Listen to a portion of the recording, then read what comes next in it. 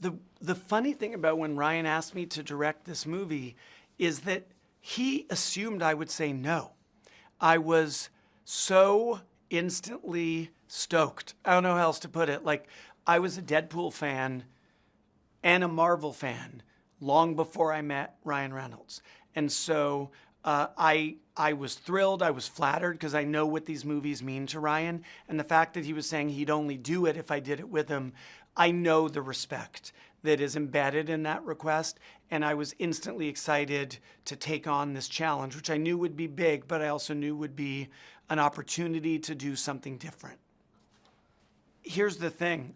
Everyone assumes that we were sitting there crafting this team up between Deadpool and Wolverine, but we didn't have Wolverine.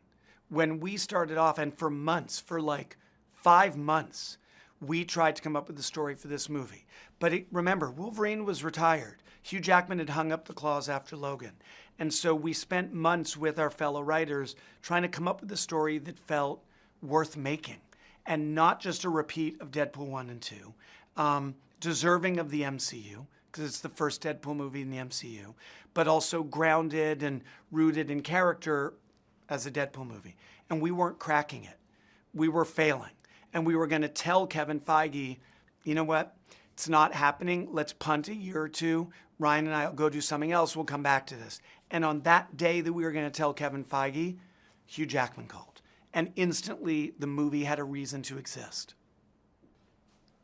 When you're directing Ryan and Hugh in this movie, when I was directing Ryan and Hugh in this movie, and I'll never stop feeling fortunate that I got to be the one to get this pairing, you're getting 2 layers of a gift.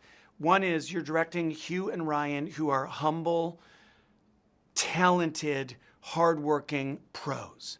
So just getting to direct these 2 movie stars who have, peerless work ethic and professionalism, that was a gift. But you're also directing Deadpool and Wolverine. You're crafting scenes with icons.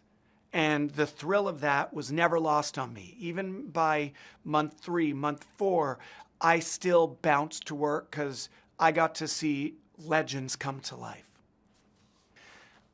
Before we had Wolverine in the movie, we knew that Deadpool's chosen family was imperative. Blind Al and Vanessa and Dopinder and Yukio and NTW and even Shatterstar and even Buck.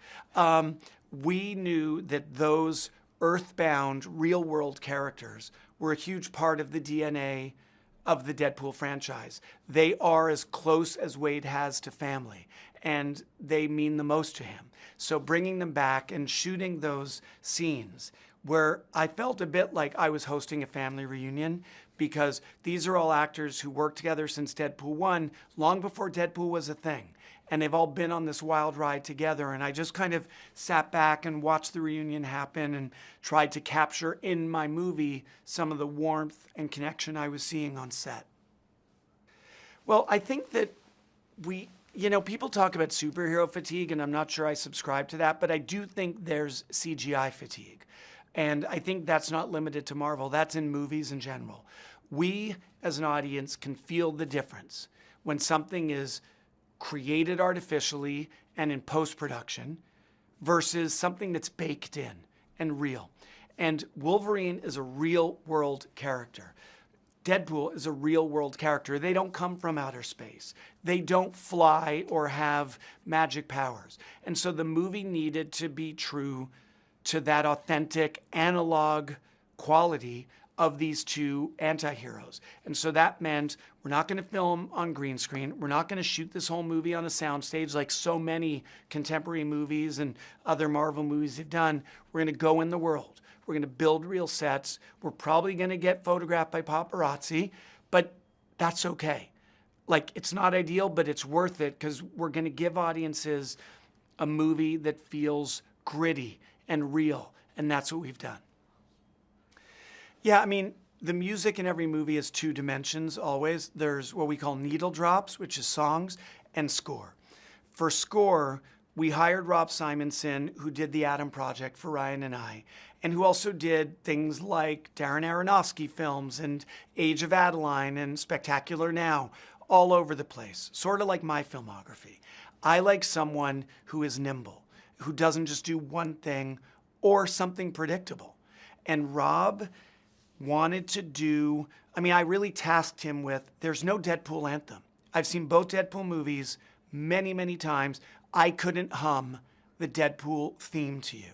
So it started with Rob writing a Deadpool theme that we've now titled LFG that is contemporary and has a blend of electronic and weird-ass sound effects that Rob created and heavy emotional orchestra, all combined for a theme and an anthem, really, that hasn't existed in the Deadpool franchise, but now very much does. Another thing that was fun for Rob Simonson and I is this movie is about legacy. And there are nods, and in fact, there are tributes paid to the history of Logan, to the history of the MCU, to the Avengers. So the score at various points integrates melodic themes from those other franchises. So you'll hear the piano Logan theme from James Mangold's movie. You'll hear Alan Silvestri's Avengers theme laced in certain points. And so pulling in those themes that are legacy themes in a movie that is about legacy, that was very fun. The movie is as relentlessly, subversively fun as we want and expect. But I think that fans can look forward to something a little more unexpected, which is, yeah, you're going to laugh your ass off. Yes, you're going to cheer at the sick action. But this story of Deadpool and Wolverine is ultimately one of connection. It's one of friendship and eventually of redemption. And so the movie delivers on the fun and the funny, but I think it also delivers on these characters and on heart. And I think that's another part of what people can expect. My hope is that audiences feel that we've delivered a movie built for their delight. I don't work for myself. If I wanted to work for myself, I'd write poetry or I would paint alone in my room. I work for the audience. I make movies for the audience. And so my hope is that this movie satisfies this hunger we've all had for decades to see these two iconic Marvel anti-heroes together on an adventure for the first time ever. And hopefully we've satisfied that hunger. And hopefully we've done more than deliver. Hopefully we've over-delivered, because I know the expectations are big, but our expectations of ourselves as a filmmaking team were even bigger.